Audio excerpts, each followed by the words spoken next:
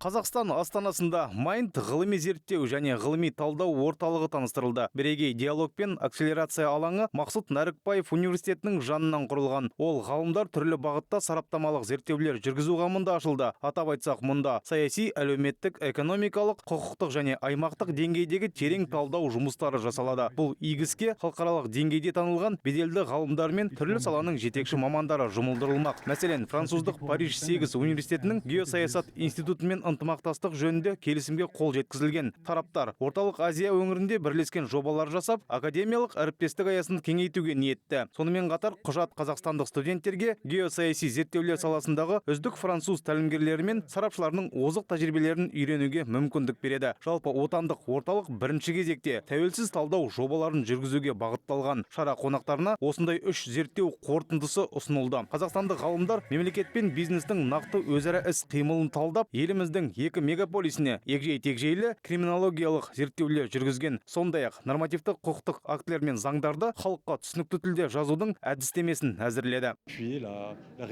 Майнд орталығының ашылуы әлемдік саясаттағы маңызды әрі белсенді. Қазақстан секілді елде қазір барлық саяси шешімдер эмпирикалық зерттеулердің академиялық сараптамаларына сүйенуі тиіс деген жақсы ұғымның қалыптасып келе жатқанын көрсетеді. Қазақстанның әлемдік саясаттағы ұстанымы мен барлық ахуалдарын ескере отыра біздің институт пен Майнд көлік дәліздерінің дамуы секілді тақырыптарды түбегейлі зерттеумен айналысады. Себебі сіздердің мемлекет көптеген халықаралық дәліздердің орталығы. Сонымен қатар бірлесе цифрлық инфрақұрылымды зерттесек пе дегенде ниетіміз бар.